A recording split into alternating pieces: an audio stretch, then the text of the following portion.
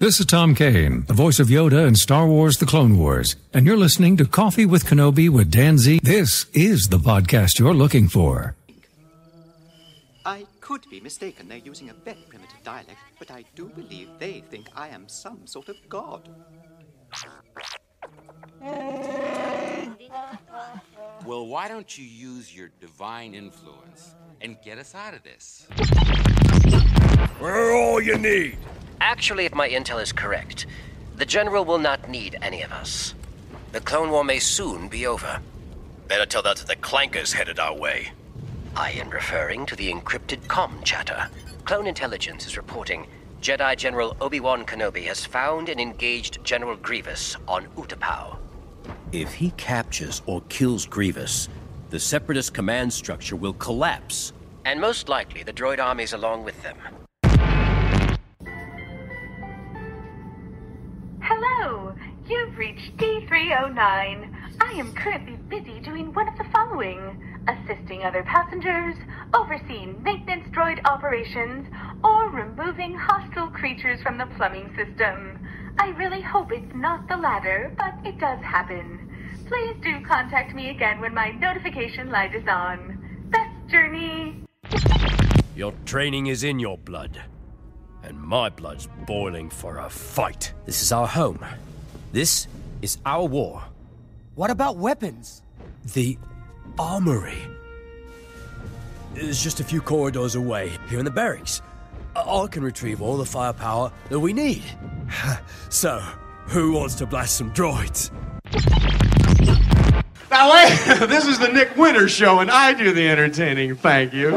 Let's go out with something really hot for these folks. A big hit out of 77. Star Wars, nothing but Star Wars. Give me the Star Wars, don't let them end.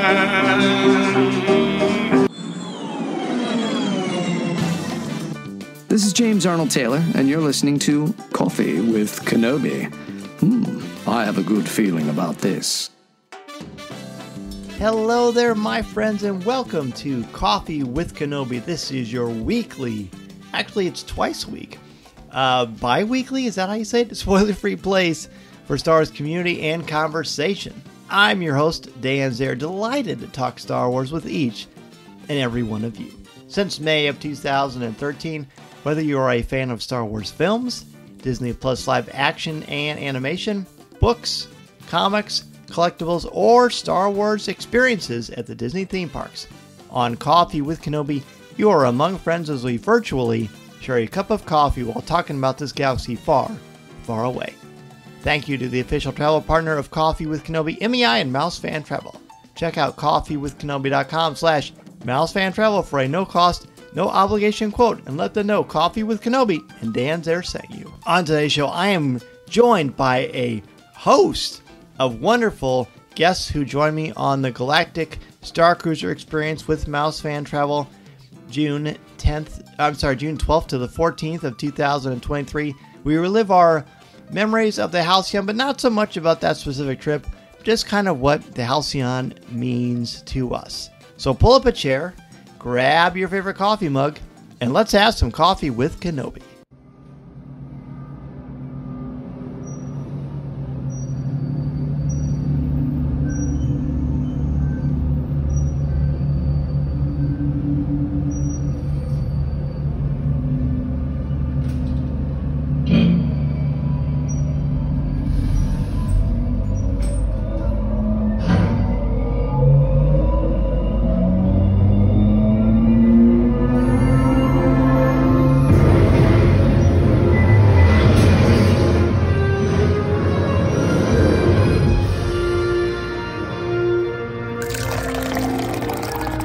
Hello everybody, so I'm doing something that I actually have not done on Coffee with Kenobi since a review of The Rise of Skywalker. So that was, that was a bit ago. 2019. A lot has changed, but what hasn't changed is this love of Star Wars that we all have.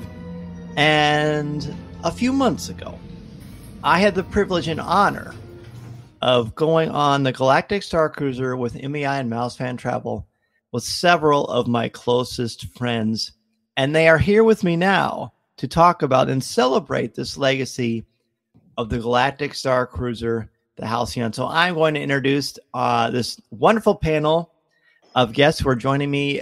Normally in the CWK Cafe, we've only got 1 or 2 seats, but we pulled up a lot of chairs from some various tables, put them all together. So we're just going to bring in this amazing group of people. First, Liberty Timmons. Liberty, welcome back to the show. Hello, hello. It's great to see you, Liberty. Those of you who are not able to see the show on video, because this is not the live show, Liberty has a shirt that says that she is actually canon, and we believe it. We believe it.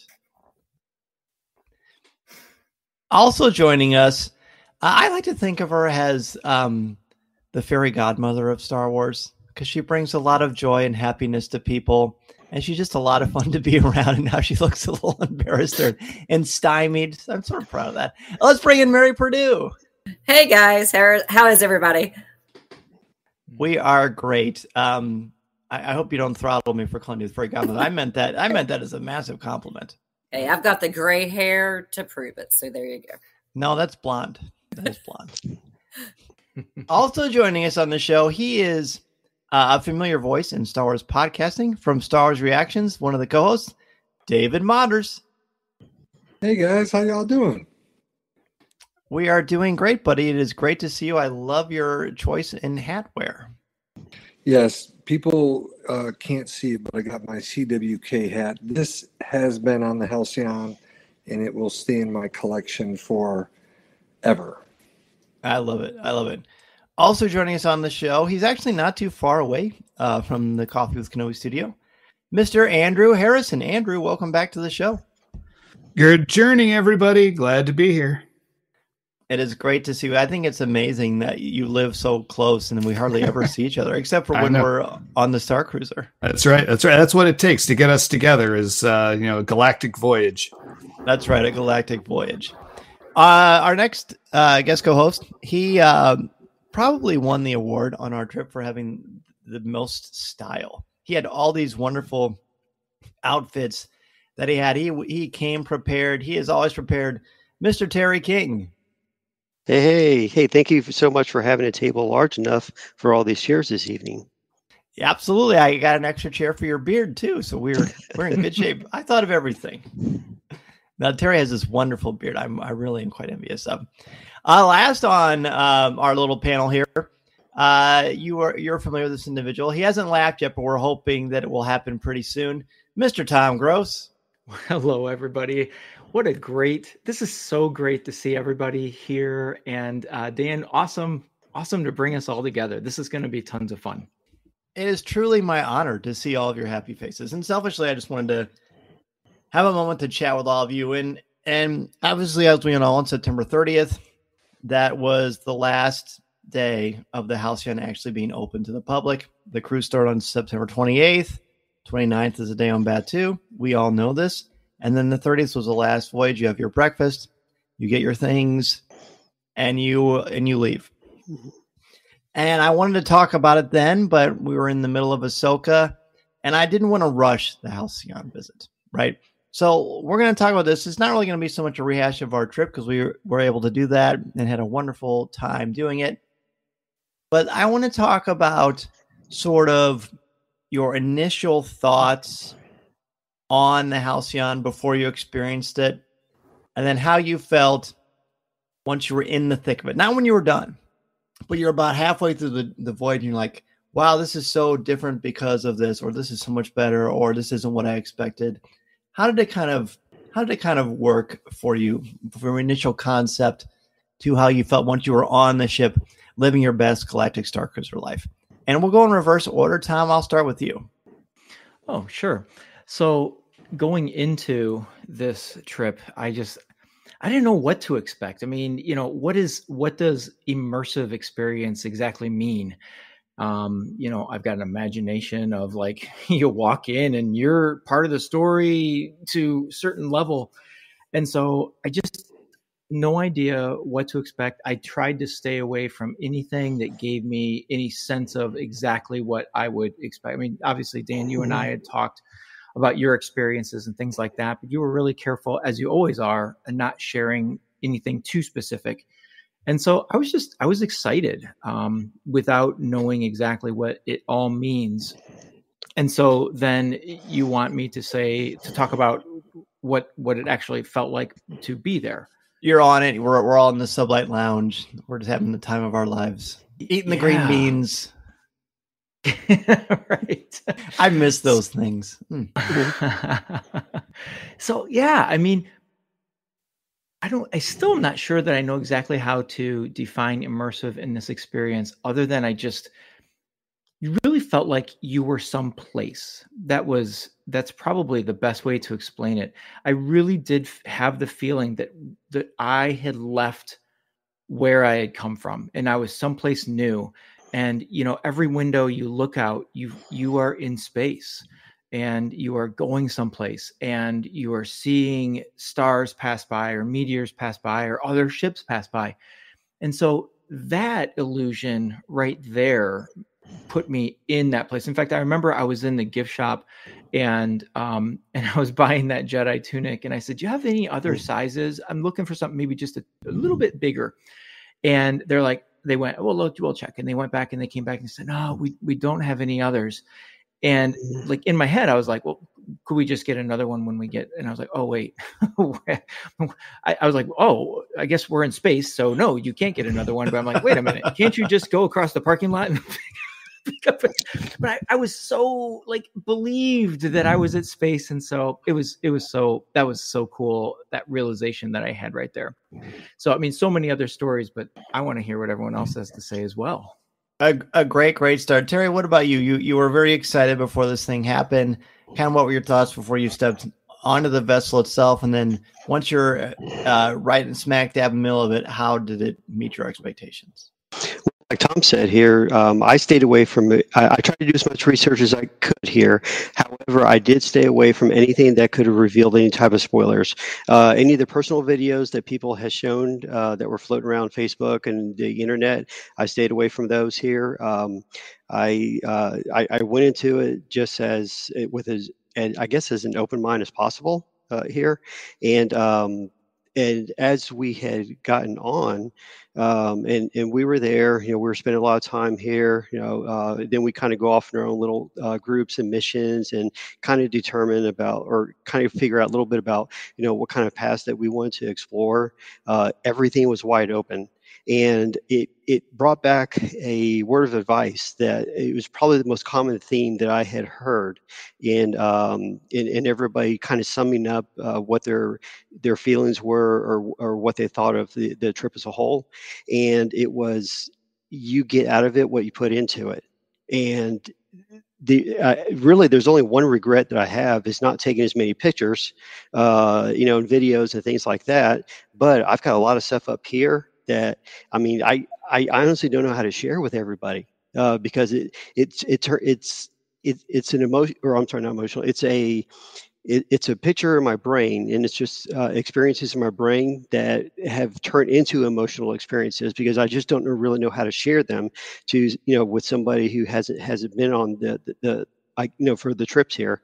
And man, just spending time with everybody in the Sublight Lounge, the pictures that we had taken over at the model, right behind the bridge, and just seeing, doing all the little missions that we did and crossing paths with everybody. Wow, that was amazing. Just kind of seeing what everybody was kind of up to, but then again, not really knowing what everybody was up to. I really liked what we did in our group. I didn't know what people thought about the path that I had taken, or if they had kind of clued in here. So I kind of made it a little bit of a mystery, kind of played into that just a little bit. I had a lot of fun with that. But man, the times that we had at the Sublight Lounge, the times that, we were playing Sabacc with Mason, man, it was just awesome. And it's really unfortunate that we can't do this trip again. That's not to say that something may or may not happen in the future. Of course, we don't know what's going to happen, of course. But man, Disney really hit the head on the nail when it came to the experience of the Starcruiser in general. About the things that we can do and how far that that we can push the limits of it, because really in the end it was just really our imagination that kind of held us back for that. And Sure. I don't know what it's like to do a repeat experience, but I see why they do it. And Yes. I see why they do it, and I really wish that there could just be some time in the future that something of this nature can be repeated again. So fair to say it absolutely met your expectations. Andrew, what about you? I know you were super excited about this. I know you're a big merchandise guy, like several of us here, and those of you listening right now. You're very excited. You brought your lovely wife, as did Terry. What was the experience like for you? Did it meet the expectations, and what did the anticipation find itself in full fruition for you? So I'll actually step back a little bit in time to my first trip to Galaxy's Edge.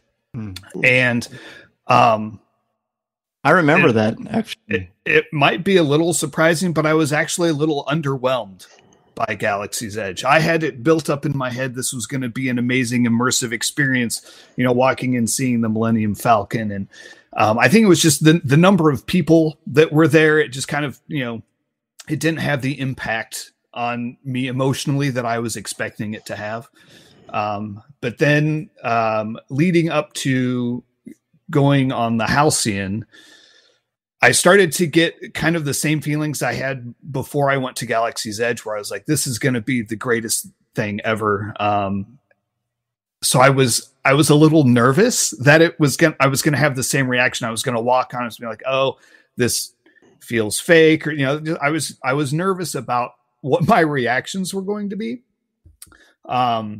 But I was really excited. As you said, my wife did go with me. We celebrated our anniversary on that trip. So it was special because of that.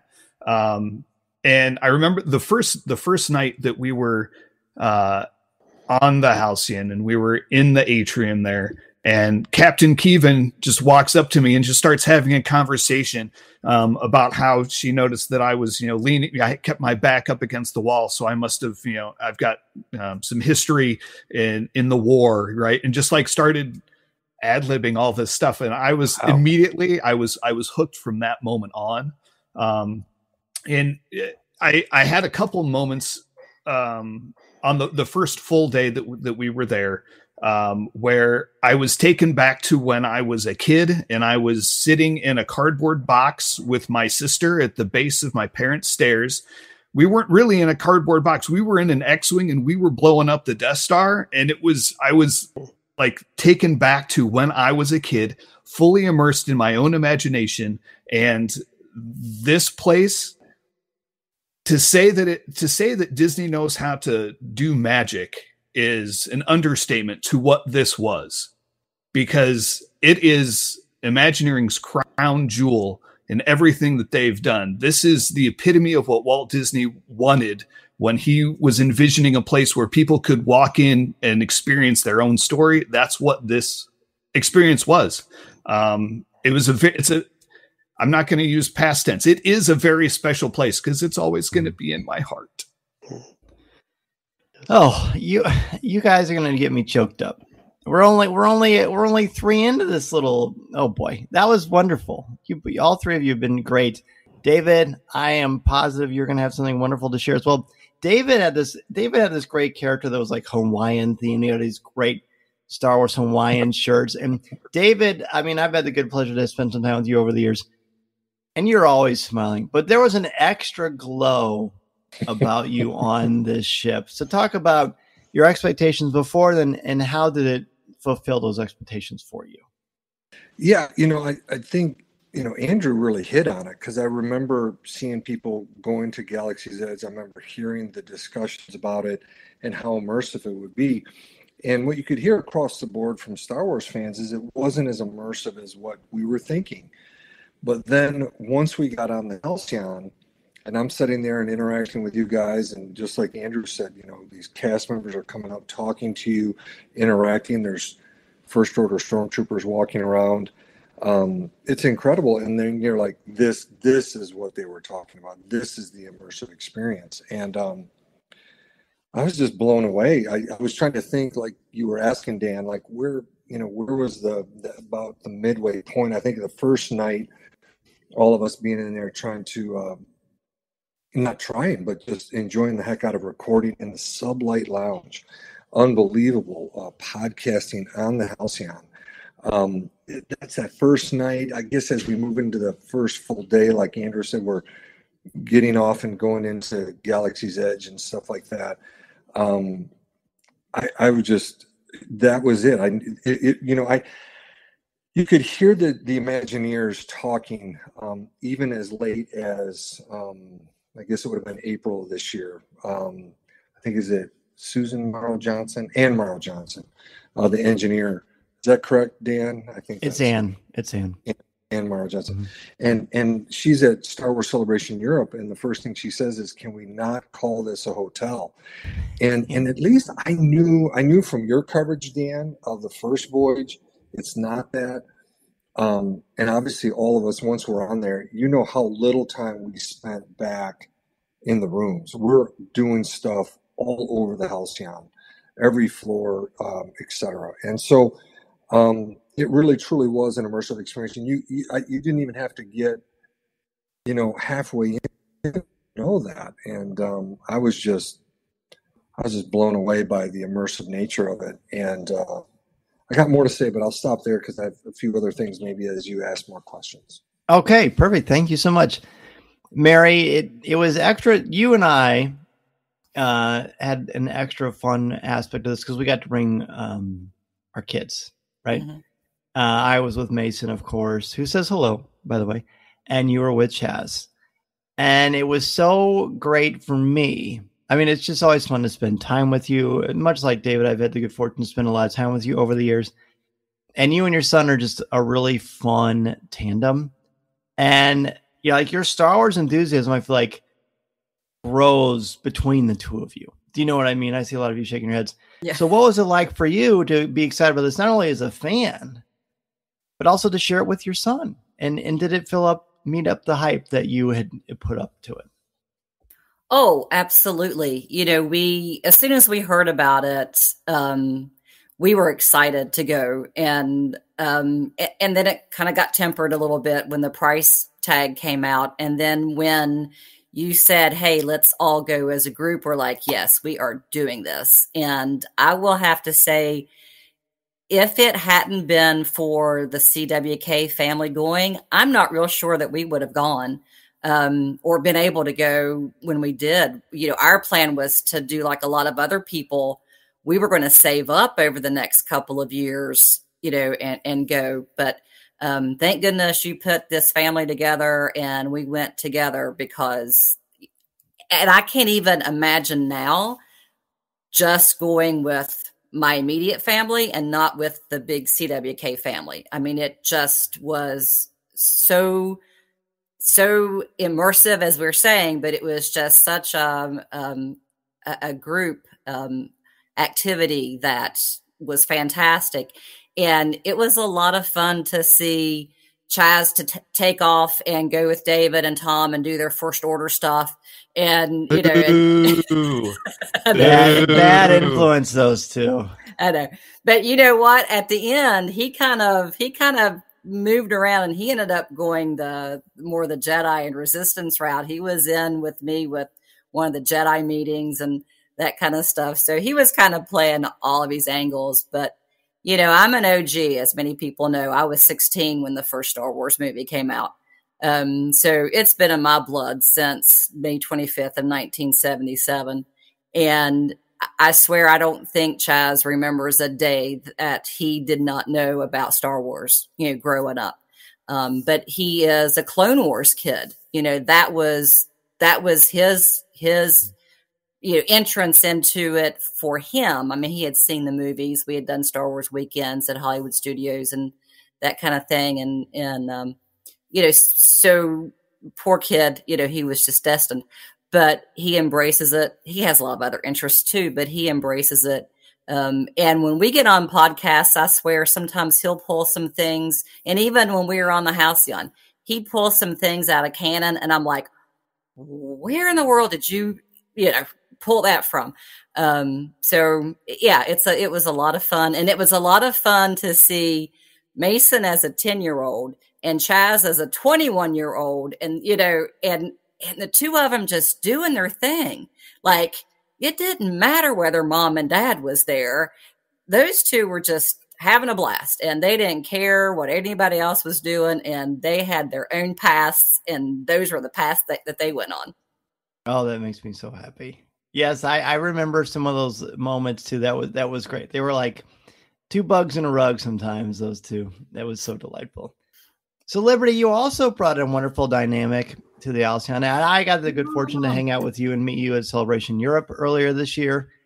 And that was great. Like, as soon as I knew him, like, that's Liberty, I could just tell. And I think I mentioned that before when you were on earlier.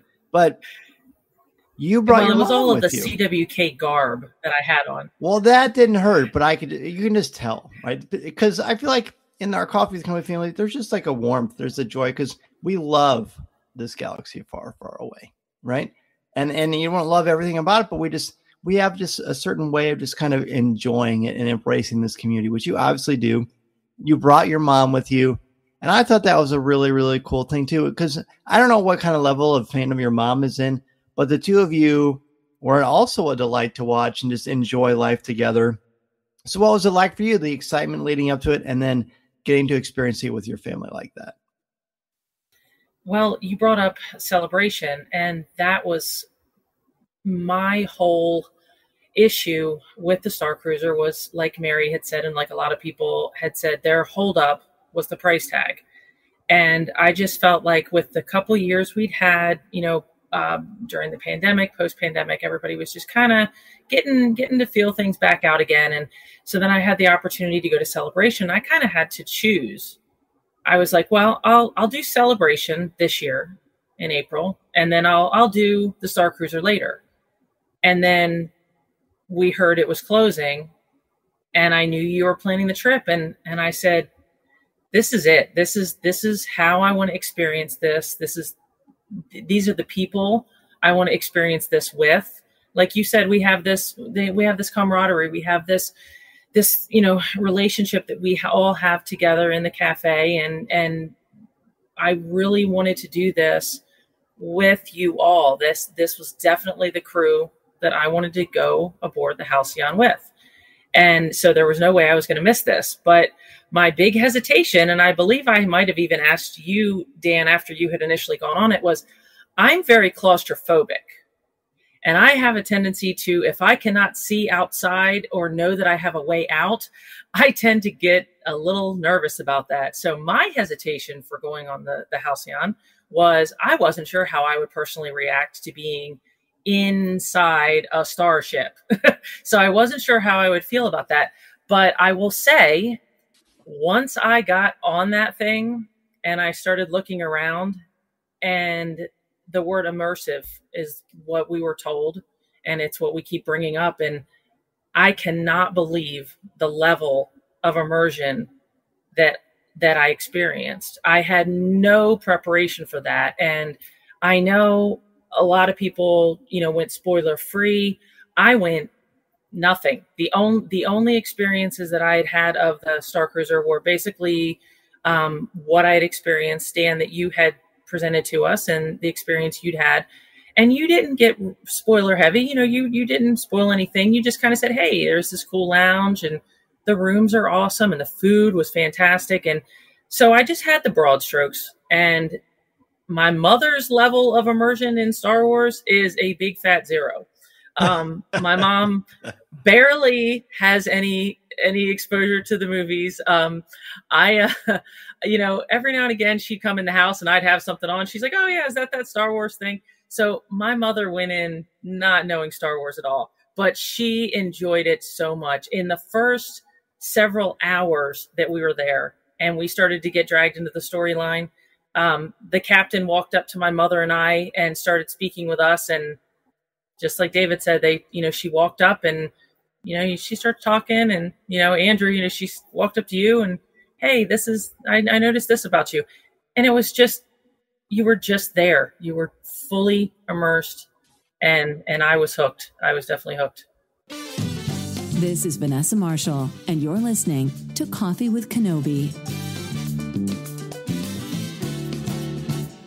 I want to share a quick word about the amazing team at Lumen Fire Brilliant Solutions. They build custom, brilliant apps and websites that make businesses more effective, productive, and profitable. This includes automating business processes and integrating software systems so that they can talk to each other. They are experts in FileMaker, Laravel, WordPress, Apple, and other technologies. Check out their site at lumenfire.com and let them know that Coffee with Kenobi sent you. I have worked with Lumen Fire. I highly recommend them, and I really believe very much they can help make your apps, your websites, and help you understand more about how things work in your business. Be sure to check them out again at lumenfire.com, luminfire.com.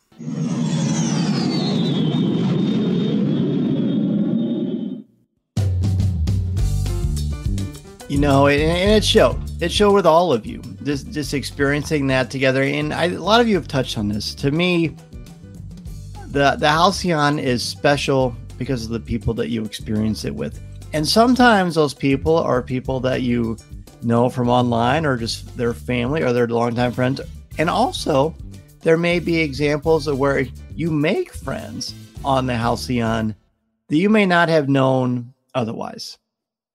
You know, and I feel like you, after a while, a couple days on this, you start to see familiar faces when you're doing missions, and you start to remember, oh, I remember I saw them on that other training, and I remember seeing them on the bridge that time, and I remember seeing them in the dining hall. And you start to bring up these conversations. It provides a lot of wonderful opportunity, I think, to really discover more about not only yourself and your level of bravery, but also to meet other Star Wars fans, to meet other people who are not necessarily like-minded, but like to experience something that is one of a kind.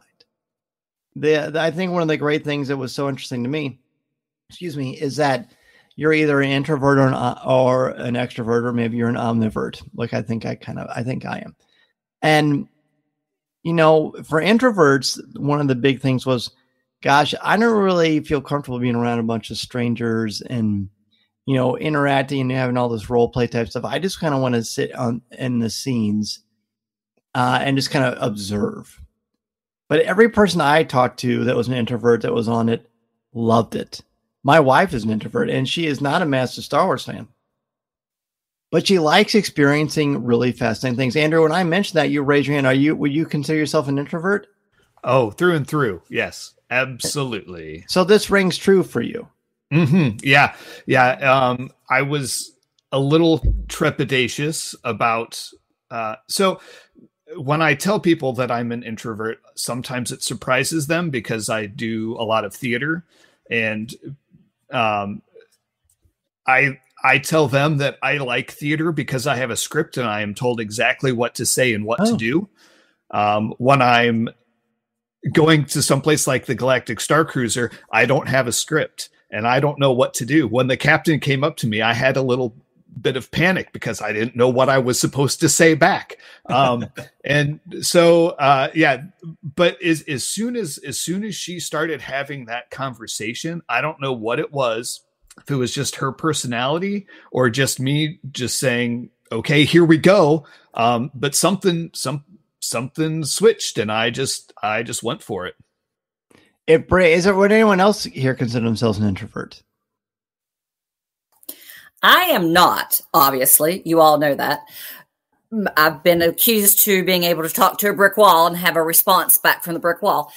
But my sister is an introvert, pretty much, and she had a great time on the cruise. And she's a huge Trekkie. Like that's, you know, I'm a Trekkie as well, but she loves Star Wars, but she never, you know, Star Trek comes first to her.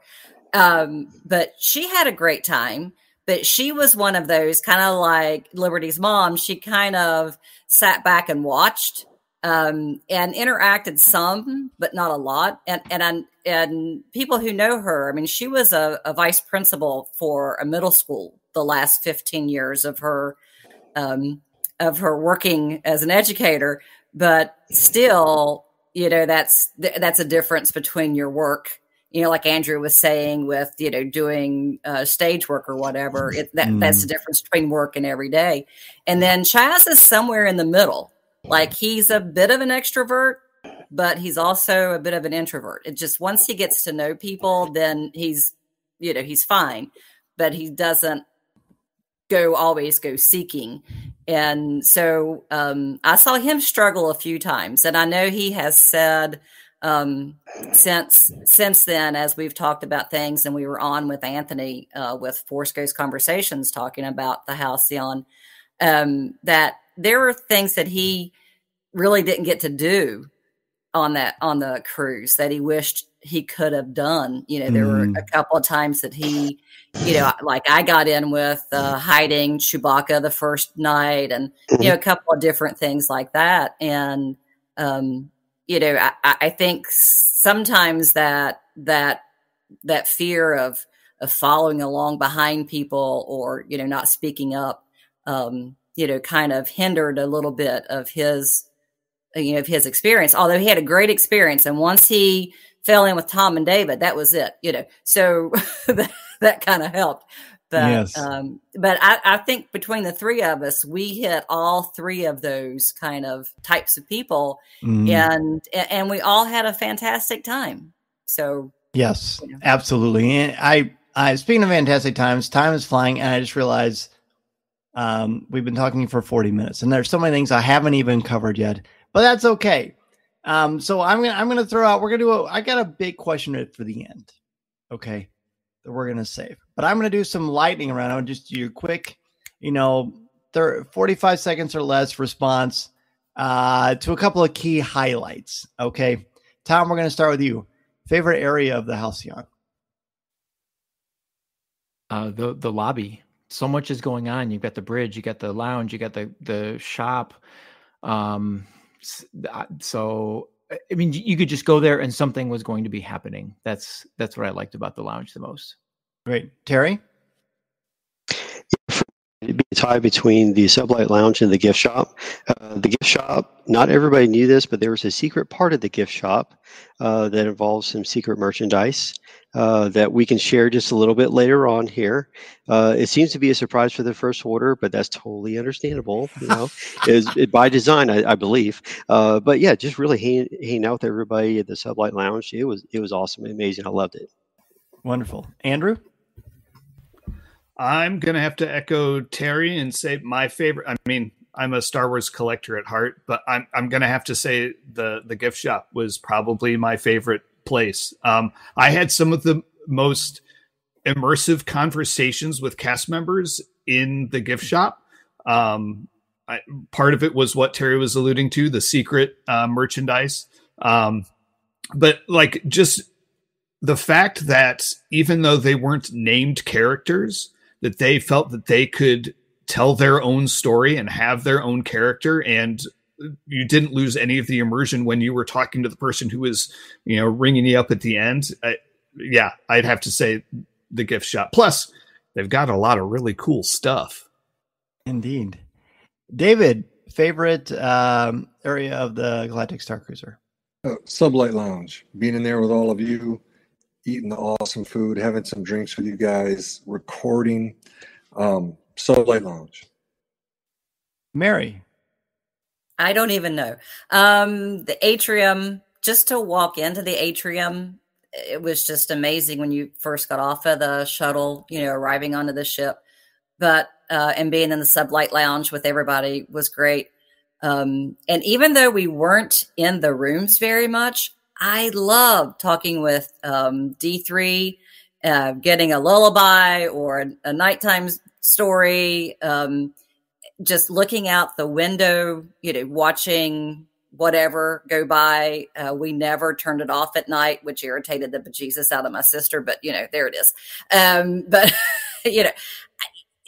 every area was just so different. But all of it, honestly. If Corey was on the show, he would. I don't know if he would accept that answer. He would not accept that. I don't see him.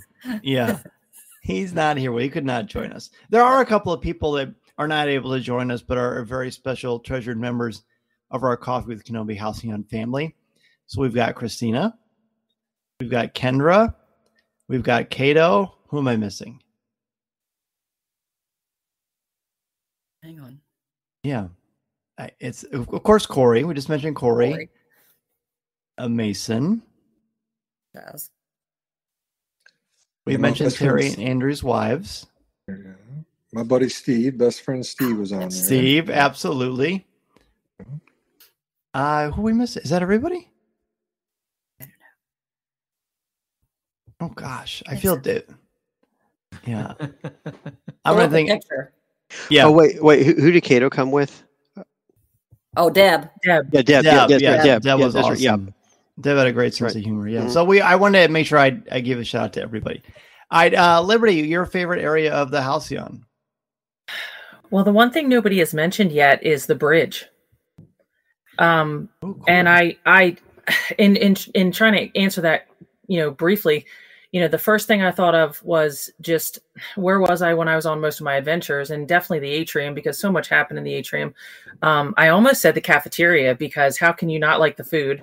That was ever changing and just great. Definitely the gift shop. But I really think if I had to choose one area, like if I could never go back to anything again but one section, I'd say the bridge, because the bridge was the most Star Wars place that I experienced, and being hands-on and getting to actually use the controls. And that was one thing that my mother actually really loved. She really was into that. And we had a blast in the bridge, and that was so immersive. I mean, you were in Star Wars, you were on a ship, working the controls, shooting things out of the sky, grabbing things. That's where we got to watch us jump to light speed. What more could you want in a Star Wars story? Being on that bridge really felt like you were in a Star Wars movie. I mean, it felt like you were living a Star Wars camp for sure. And space fireworks were amazing at the end. Yes, they were great. My favorite place is, of course, the Sublight Lounge. I talked about this plenty of times, but I've had so much fun on that. I have so many special memories of that place. Hanging out with all of you, laughing, never knowing who's going to walk through the entrance, the music, playing sabacc. The food was terrific. There's a lot I could definitely, evangelize eternally about every single area here. Andrew has a pop-up. He says, honorable mention the hallways. Oh, I agree. I love the hallways. And it almost felt like you were in The Shining, but in a good way. Yeah. Yeah. I almost said the hallways, because I think the hallways where we had, that's where you were on your data pad. That's where you were answering the response, giving responses to the crew that reached out to you. I almost said the hallways. Yeah. Like just walking down the stairs and, hey, there's Ray and Chewie. Just they're doing something over there. You're just you're just walking back to your room and you see, that was always fun. So good. Or when you're walking down the hallway and you saw people that you thought were your friends, and they're actually part of the First Order. I know. That's right. Tom and David really kind of prop up a little bit when you say that. Tom, we're going to throw it back to you. Again, more lightning round, because I want to get through a lot more stuff. We don't have much time left. You only can pick one. Okay. Looking at you, Mary, Liberty, Terry. You can only pick one. One favorite food item. Tom, go. Oh, I was just looking at, oh man, there was this, I think it was there on the very first day when we came in, and this is not going to be super creative, but anybody who knows me, I'm a sucker for chocolate. And so they had these like cookie things that were fudge chocolate with like sugar on top or something. And I don't remember what the name of it is, but it was so good. Like I could have, if they'd have just had that out the whole time, you might have known where you'd find me. And every night I'd be going to bed moaning and groaning and making rude marks at myself that I ate so much. But those were so good. I remember looking over you thinking, wow, Tom grew a mustache fast. And then I realized it was chocolate fudge. Yeah. Watch, guys, no hands. Terry, you can only pick one. Of course, we can have all of them, but just for the fun of this conversation. Oh man, so I can't say dinner because that encompasses 2 nights there. But oh man, I honestly can't remember the names of the international or the intergalactic meals that we had throughout the galaxy on the second night. But the only way I know how to describe it, it was some sort of a beef dish. I absolutely loved it. It was so tender, it was so delicious. And if there's some way that I can figure out how to make it, I would. Was that the second night or the first night? It was for the second night. Okay, I know exactly what we're talking about. Yeah. Well, Tip Yip is chicken. What was the name of that? Bantha. Was it? Yeah, Bantha? I think it was some type of banthas. Yes. The bantha beef. Yep, that's right. It was bantha. Bantha chunks. Bantha chunks. That would have a different. I don't think that would be as appetizing. Andrew, you can chunks only pick of one. bantha. Yes. There you go. I'm a simple man. I have simple tastes. I would have to say mine is also from the first day, Tom. Mine is I had to look it up. The fire melted cheese takeaway with red fruit soup dipper. Which it was basically their version of grilled cheese and tomato soup, but I don't know what it was because it wasn't like your typical grilled cheese. It was like this light, flaky, cheesy. Oh my gosh! I know fire melted cheese takeaway, and then you just dip it in this basically tomato soup. Oh, it was so good! It was so good. I could have eaten 20 of those. It was so totally good. agree. Totally agree. I don't like tomato soup, and I like that. Exactly. Oh. Okay, that's that was a meal for a simple man. Yes, David. Yeah, this might be pretty simple as well. I mean, but for me, I drank so much blue milk it was ridiculous. Really? I had it. Do you like it that much? I do. It's had all these different iterations. And people it's like extra chilled on the Halcyon. It just tastes different. It does, and of course I've had it in Galaxy's Edge, but I had it breakfast, lunch, dinner, every meal. Mary, I said you were sitting there like with Chaz and your sister. I always had it. I took a picture that last morning of my breakfast plate, and I've got my big old thing of blue milk there, but it was so good. I love it. So blue milk for me. I thought I remember looking over and seeing you wearing a hat with 2 straws and 2 blue milks on it. I thought that was a pretty good choice. Oh yeah, Mason and I made sure to get blue and green milk at every meal just because we thought, what other way are you going to get to have as much as you want? Mary, you can only pick one. I know. I have to go with Terry and with that bantha meat. It just melted in your mouth. It was so good. And I'm normally a dessert person all the way, but it was just so good. Love it. Liberty? I think it was actually one of those desserts. The one that looked like the Halcyon ring. It was like the chocolate ring, and they had like this little sticks of chocolate. If I have to pick one, I think I'm going to pick that. Excellent. I'm going to do a combo, and I'm going to mention the Sublight Lounge. No one has given the Sublight Lounge any love. No, it's still one thing. You take the green beans, the fried green beans, and you dip them in that sriracha chip sauce, that fiery sauce that it comes with. So that's just one item, and if you didn't order, just, hopefully the person next to you doesn't look like they have some sort of a cold and just kind of dip over there and it's great. Really, really good stuff. Really. But there were a lot of great items to choose from. One more lightning round question, and we're going to end with a doozy. Name the one item in the Halcyon gift shop. I can't think of the official name of it. Anybody know?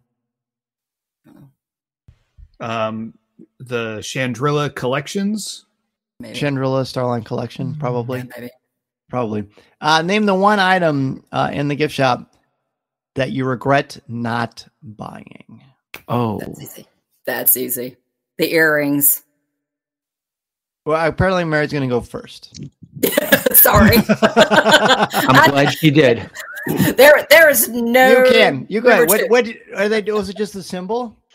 Yeah, it was the logo, the Chandrilla. They were little, and I looked at them the first night and went, I need to come back and get those, and they were gone the next day. I got them. I got them, Mary, because I had to get them. So hey, that's I all wish right. we lived closer. I would let you share. I know.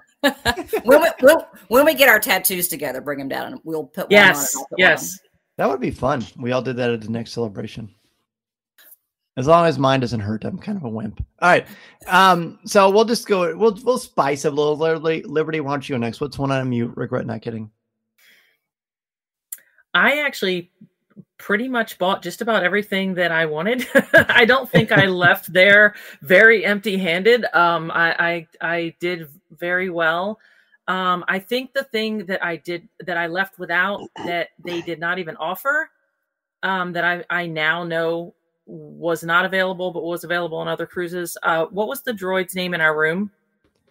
It was D3. D3. Yeah. D3. I would love to have one of those, but they didn't have it. Yeah. The thing that I missed, but I don't think it was available on our cruise. It was not. But that's probably the only thing that I did not get that I wanted. Okay. D3, I think, is a fairly recent thing since we were on the Halcyon. Is I at least when you had sent us that in that Facebook chat that we have for those of us who were on the Halcyon together with Miles Fan Travel. If I had known that, that would have been on there, but I'm not going to claim that one. I like Liberty. I bought everything that I wanted. I had the good fortune being on a couple of times, so I had time to sort of plan things out. I got the wine stopper with the symbol, which I really, really like. I've got the coasters. In fact, I'm using one right now. I got the Jedi tunic that I was trying to resist buying.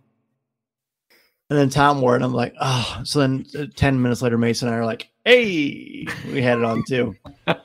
But the one thing I regret not getting was there was a substantially large model of the Halcyon itself. And I got a really small one.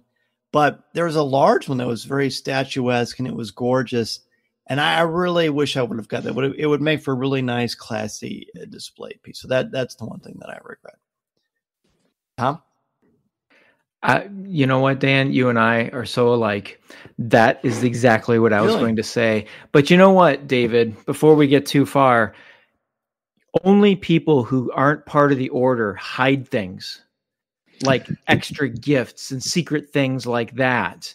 And, exactly. So I don't know what I didn't get as being part of the First Order. So blah. But no, definitely the Chandrilla model would definitely be on. Like I'm looking at at a place that would be bare on a shelf right in front of me that the model would fit just perfectly on. Great. Terry. Yeah. Well, hey, in real quick here, D3 was available either 7 or 10 days after our trip. It was that soon. But luckily, I was able to trade my silver Chandrilla mug with somebody who was looking for the mug, and they had an extra D3. So that's how I got mine a few weeks back. Beautiful. But for the regret for me, it's actually it is a tie between two things, and it's the model that you spoke of, the large model, and the Jedi training tunic. Those are the things that I really wish I still that I could have gotten. I think the Jedi training tunic is on shopdisney.com right Yes, now. yeah, it is, and the size just keep on coming in and out of stock. I just need to catch it at the right time. Okay, I'll keep my eyes open. Send me a message later and I'll keep my eye open. All right, thanks. For sure. Andrew, was there anything left after you were in there? Well, I kind of went crazy. Like the Grinch after he's been in the house? Yeah, a little bit. I didn't just have one purchase. I went and I bought a bunch of stuff, and then I was like, oh, I'm going to regret if I don't pick up X, Y, and Z. So then I went back a little later and got X, Y, and Z. And then it kind of continued on like that. But if I had to pick one, I was going to say the same model that you were saying. It was like a big light up one that you're talking about. Yep. Mm-hmm. Yeah. But since you already took that one, I'm going to say they had this really cool red zip-up sweatshirt, but the zipper was at a diagonal. Mm-hmm. I tried on the sizes that they had, and they just didn't have one big enough for me. So I did not get that, and I'm disappointed that I didn't walk away with that. Fair enough. Fair enough. All right, so we could talk about this. Maybe we'll just do an annual Halcyon Memories. That might be kind of a fun thing to do. I'm sure we'll have plenty of things we're going to say. And yes, we hope that it somehow is reimagined in some sort of way, but we'll just have to wait and see what's going to happen. Last question. I want you to share with me your most precious Halcyon memory. There are a lot of them, but you got to pick one that really just speaks to your heart and never fails to just put a smile on your face. Maybe bring a little tear to your eye. And I'm not going to go in any kind of an order. I just want to wait and see who feels called to go first. I'm certainly able to go first, but I'm more than happy to have anybody who feels compelled to start us off. I can go first. Okay. So this memory is not necessarily on the ship itself. It was on our expedition to Galaxy's Edge. We were in Olga's cantina, and Dan, you, me, Corey, and Mason had a stand-up table right next to the DJ. And I just remember looking across the room, and I saw all of you just at different points, and just to watch all of you just having such a great time. And Andrew, you and Michelle were directly across the bar from us. And I remember taking a picture and sending it to you, and I saw you look up and you're looking around to see. It's a fantastic picture too. It looks like we're actors on a studio lot. Like we're really in Star Wars, totally candid. It's a great shot. And it's just it's a lovely memory of all of you, but in such a fun, meaningful place with the music in the background. And, I always think that sharing, drinks and food and all of that is always such a special time anyway. But this just the setting of it. And like I said, it's the looking across the room, and there all of you are sort of we're in the same place, but we're kind of spread around, and other people are in between us. And it was just so cool. It was just so cool. And when I think of this trip, that is what I think about. Who would like to go next? I can go next. I want to just kind of second that. That was a great time. And then the other time that immediately popped into my memory was our lightsaber training together, that we were all in there together. There was no one else. It was just our group. I think we blew our poor Saja's mind when he realized that we all knew one another. We were all friends. And I think we had a better experience in the lightsaber training that probably 95% of any other passengers had, because we were taking pictures of each other. We were videoing each other. The little Saja that was behind us that was helping, he just kept shaking his head in disbelief that this group was so cohesive and so friendly and so willing to do anything that they wanted us to do. And then at the end, being able to get all of us together across the hall and take that group shot. And that's the only picture of all of us together. And I looked at it a little bit ago just to made sure we mentioned everybody. But I think that was one of the best times of the entire trip. I'm not going to disagree with that at all. Who would like to go next? I can go ahead and go next here. This one here, I don't feel bad for saying this, but in a way, it kind of feels like a selfish thing for me here. However, like all of us, we spent time with everybody else along the trip here, both on Batu and on the Halcyon. However, what I would say my most favorite and ultimately the most intimate part of my trip wasn't actually on the Halcyon itself. It was in our shuttle going back to the docking bay, when they started to play the music, it finally hit me after all the experiences that we had, all the conversations, all the people that we had seen that we know we're never going to see again. This was my Star Wars story, and I like, wow, that was just so amazing. It was just such an awesome experience. I looked over my wife and I wanted to say something, but I couldn't, because I knew as soon as I were to open my mouth and say something, I would just break down. And like I said, it was personal, it was emotional, it was intimate, and it wasn't because of that experience alone. It was just the culmination of everything that we had went through to that point. So. That's beautiful. You're really gonna like. I got a little clip you're gonna like when you hear this fully edited. Okay, I think we've got a couple people left. David, I'm guessing you want to go next. Yeah, I was thinking about how, like Tom described that time in Oga's Cantina, and I was really thinking about this as everyone was mentioning their things, and I got to use what Dan uses to describe the various episodes of Ahsoka when he doesn't want to use one word. You got to do a hyphenated word, and then you can kind of get more in. So this is a hyphenated. One is just before the final show, that final night. And I didn't know Andrew that well. And we're sitting in the atrium just outside the Sublight Lounge. And I was kind of just talking to him a little bit. And I loved what he says. I don't know if you remember saying this, Andrew, but we were just sitting there. And again, it was kind of the quiet before the storm. And we're looking around, and Andrew, he looks at me and he says, "This is a gem." And I love that. Andrew, when you said that was just like, I'm like, this is a gem. And then the next part of it is we're all there, we're standing up, the place is packed in the atrium, incredible show to end it. And just like Tom was saying, I'm looking around at all of you.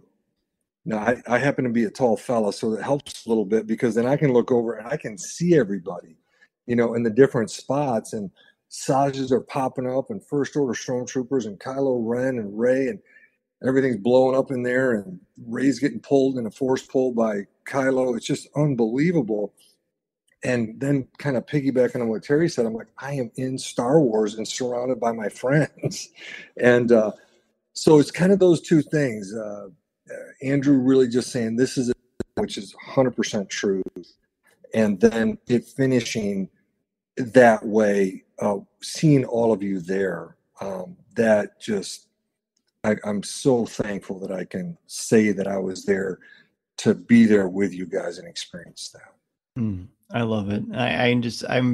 I feel like it was yesterday. You describing it the way you just did. We've got two left. Well, me too, but I'll go last. Who wants to go next? I'll go. So kind of piggybacking off of David's scene he set for us. So we were in the atrium, the final scene, the final showdown, and everything wrapped up. Everybody cheered. You knew that it was over. And my mom and I were standing somewhere pretty close to where Sammy was. And, they ended everything. And he was standing there, and Mom and I just looked at each other and we're like, we have to go up to Sammy, because we had really built a relationship with Sammy. We had worked with him. We had been in the engineering room with him. We had just become very, very close with him, and we're working closely with him. So we both walked up to him and we just said, thank you. And he turned and he looked at us, and he looked at me and he said, "Liberty." And he looked at my mom and he said, "Carla, thank you." And I just went, he knows our names. And that was such an amazing thing. These cast members, they were so immersed in the story themselves, but they knew all of us. They took the time to remember who we were. They knew what place we had in the story. And that just absolutely amazes me. And that was absolutely my favorite thing of the entire story and the entire visit, was just that personal little moment that cast member took and shared that moment with us. And I have something written down here that I had kind of gone through some of the things that we had done, looked at some videos. And the one thing that I wanted to share with everybody was in the room, our droid D3, we had interacted with her on a daily basis. And, you come in your room at the end of the night and she might have something for you. But the droid asked us, what part of the trip will you remember the most? And I videoed our conversation and I said, being with my friends, because you guys absolutely made the trip for me. I mean, being there as a group, that made the trip. But what D3's response to me was, she said, I found that the greatest memories are from the relationships we make. That wraps it up for me. That's perfect. That's perfect. Oh, wow. See, this is really special because we've talked a lot about this trip, but I've learned a lot about your experiences and just memories that you have. That means a lot. Andrew, I don't think you've gone yet, have you? I haven't, no. I'm not sure how I can follow that up, Liberty. But my favorite, it actually kind of ties into the first thing I talked about, and I'm going to try to hold it together. Where it was, I don't want to get too spoilery, or can I get spoilery? I think it's safe now. Okay. All right. Unfortunately. So I followed the Jedi path, and did a lot of stuff with the Sajas and the Jedi training and those missions. And, we got to smuggle this crate back on into the ship, and we went into this secret meeting, and Rey showed up, and then we found that what we had smuggled was this holocron, and it lights up, and then we see Yoda hovering over this holocron, and I was suddenly just overwhelmed with emotion at that moment, and I'm starting to get overwhelmed now. And the thing that I thought about was how I wished my sister could have been there to see that, because that would have completely blown her mind, that they were able to do that. And I just that moment was the moment where I thought, this is the most special thing that Disney has ever put together. The fact that they can pull that type of an emotion out of me with simple tricks and nonsense. I was speechless then, and I'm speechless now. It's going to be greatly missed. Whew. Okay. Well, now I have to. Tom's got something. Yeah, David, you'll appreciate this because Andrew, you shared that story with me. I don't know where we were. I think it was at breakfast the next day. And all I could think while you were sharing that is that David and I, in our final experience with the First Order, was being yelled at inches from my face. Yes, that we had failed. There's a lesson there, kids. There's a lesson there about choosing right from wrong. You guys all had that touching moment. Andrew, thank you for sharing that. I had the good fortune to sit next to you when that happened. And it was very special. That was something I knew about, but I avoided everything about it because I really wanted to experience it. And I'm very, very glad that I did. Mine is, it is difficult, isn't it? Because there are certain special memories, things that jump out to me, things I've photographed or I did video of that I've shared, or just things that I haven't. And just moments, I got to experience it with my wife. And as I said many times, and she has said she's not a big Star Wars fan, but she likes the fun things that our family's gotten to do through Star Wars, seeing her shine. Certainly when we were in the Sublight Lounge, especially the second night, which was the last night, and knowing that I did not want that night to end, because I knew once they closed the Sublight Lounge down, we're all going to go to bed and wake up and we have to get off this thing. And that I was trying so hard to prolong that evening. And then we all went and we took pictures and right by the bridge and behind the model that they have in the atrium itself. And that was really special because I really want to make sure I got a picture with all of you. But the thing that I think I will treasure the most is just a simple thing.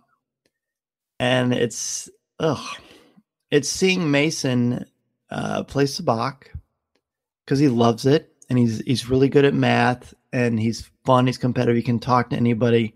And of course, I'm proud as a dad. But it's not that he's playing sabacc.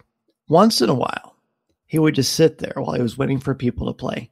And he would just spin in his little stool. He would just spin around. And every time I would look up, I would just think to myself, oh, please, Lord, let him spin. Because it just brought something, that kind of encapsulates for me. Like, this place is a place where you feel safe, where you feel love, where you feel connected, where you feel relaxed, and all the cares of the world go away. And you're living this Star Wars story in this wonderfully authentic way that is impossible to describe. And, George has said many times that Star Wars was for kids. And seeing that little boy who I love so much, seeing him just so happy and just spinning in his chair, waiting to play sabacc. And it's hard to explain, but it means the world to me. And at the last day when we were playing, finally, Corey and Tom had not played sabacc until we were about to get off the ship, which is crazy to me. They were doing some stuff, and Mason was sitting there, and I thought, I haven't really videoed this. And I said, Mason, could you spin around? He goes, why? Dad, why? Like, it was weird. And I was like, I know, but just do it, please. So he pretended like I wasn't videoing him, and he spun around, and I look at that probably more than is healthy, and it just makes me so happy because he was so happy. And you all seriously make me so happy. I love all of you so much, and I'm so grateful that I got to have this experience with all of you. I mean, there's a lot of groundwork, a lot of building that goes into that, building a community, fostering community, and sharing it with people. And none of this happens without all of you. You all have helped expand and grow CWK and make people feel welcome, whether they've been here for a day, a month, a year, or the 10 plus years of the show. And I'm so thankful for all of you. Listening to Coffee with Kenobi, you are, with Dan Z, the podcast you're looking for. This is...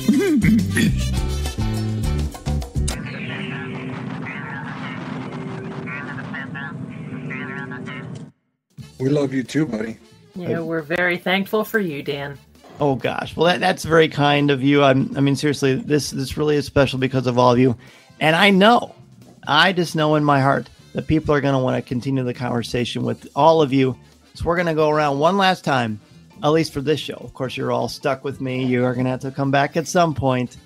And please let everybody know where they can reach out to you to say hello on Twitter or X or whatever it's called today and all that good stuff. Liberty. As always, the best place to talk Star Wars with me is definitely just in the CWK Cafe. I'm pretty active in there, and I check that a couple times a day so I can interact with all of you fine people, and that is definitely where anybody can find me. Mary? Ditto to what Liberty said. The CWK Cafe is probably the best place to get in touch with me as well. I'm on Twitter, X, whatever. Every now and then it's at Mary_Perdue, and Instagram Mary N Chaz. So, but really the CWK Cafe is the best place. David. Yeah, for me, it's, I guess I've been calling it Twitter X. It's never been different for me. It's at David_. Instagram, look up my name and you'll see a whole bunch of pictures from our trip on the Halcyon. And of course, your podcast too. Star Wars Reactions. Yeah. No, we're on. But yeah, look on all the social Star Wars Reactions, and you'll see me and here and there, my co-host. So please take a look at all that. Yeah. Perfect. This is the way. Andrew. I'm going to copy everybody and say the best place is probably going to be in the CWK Cafe. That's where I'll be at most of the time. Occasionally I'll get on Twitter. I'm not going to call it the other thing because I don't understand it. And you can find me there as Sketty79. You can also find me occasionally on Instagram at Sketty1022. Perfect. Terry. Just like everybody else, or most everybody else here, the CWK Cafe, just our main page. I could be found there multiple times a day. Also, too, our chat room that we have.